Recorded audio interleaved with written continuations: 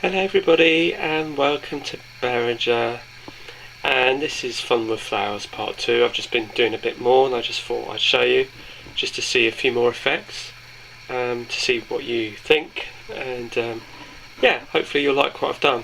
Currently you're looking at my little 2-car DMU. I was doing a few little test runs with it, and right next to it is the 73. So if I just sort of take you down, it's not going to be a big update today, it's just going to be a little one. I've just dropped a few more bits of purple here.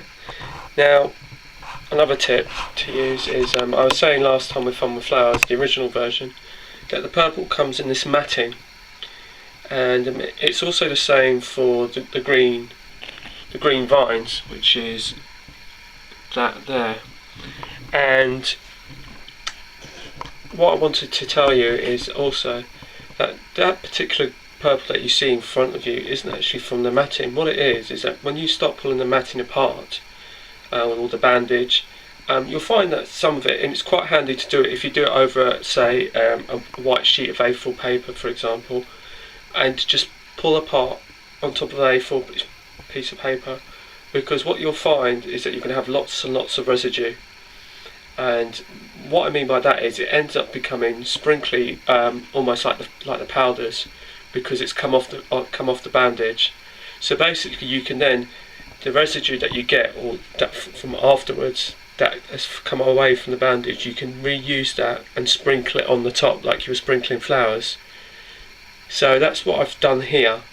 This purple here wasn't the mat. It was literally, this is the residue from the mat, or the bandage, I should say, and I've used that and sprinkled it on in a lovely sort of way, I think. Right next to it you've got the 60, and if we move along, so this is what I showed you earlier, and on Fun with Flowers, but I'm going to take you to the hillside because I think I did well. I'm really pleased with that, actually. I've added some, like, quite a thick section here, and I've also done a bit of sprinkling here and there, but the bit that I'm really pleased with has to be the hillside, because if I take you through the hillside, here it's just a static grass, but if you look at the top here, you can see like it's like wildflowers, and you've got the yellow on the left, the white on the right, and when I did that, I was really impressed, actually. I was really pleased with myself, because I didn't really think that I would achieve quite a believable sort of look. And this is basically a mixture of everything almost. It's like the 6mm static grass, some underbrush, some of the flowers were on there, and some bushes and everything like that, and it's just created this sort of scene.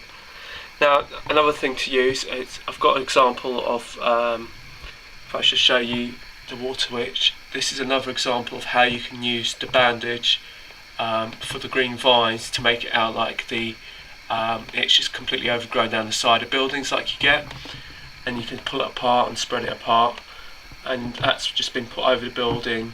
Some PVA, diluted PVA has been on that to stick it to the side of the building, and that gives the impression that it's all just growing down the side of the building. So that's another way how you can use it on buildings. Here in the seam section, another use for bushes and flowers and things and lichen, and again this was a bit of everything as well. And you can see that this is on my disused signal box. I've done the vines, again the vine bandage, just wrapped it over the top, almost to conceal the building so you don't really see it. You've got some lichen there, some bushes across there, that's all grown all around it, and it's all become overgrown and bushy and everything like that. Then you've got a mixture of turf as well, and there's also some more vines that also grows along, and a lot of it is just trial and error. I haven't looked at this as in books or studied anything. It's observations that I see on my travels, and I try to see if I can recreate this to give it a believable scene. I've got a similar sort of thing to do with the platforms, with the platform here, but I haven't actually got round to doing it yet, and I'm struggling with that, I have to say, because I want to try and recreate a lot of that and replicate that onto the platform. So it's something I haven't got round to doing yet, but that's because I've been working on the station area, so I'm sure sometimes another good thing to do is what I've been also doing is with the flowers and things like that, that I will sprinkle only a little bit, and then I think, yeah, that looks fine. And then what I'll do is I'll go off, do something else. It doesn't have to be railway related, anything. And then maybe a day later or something like that, or a few hours later, I'll look at it with different fresh eyes and think, actually, I could probably put a little bit there. That would probably look quite nice. So rather than do it all in one go, if you just sort of build it up and build it up in layers, that's how I sort of done the disused railway building, and that's how I've done the scenery over on the main layout. So I'm going to love you and leave you. Thanks for watching. Take care, and I will speak to you soon. Thanks for watching, and thank you for all my subscribers. Bye for now.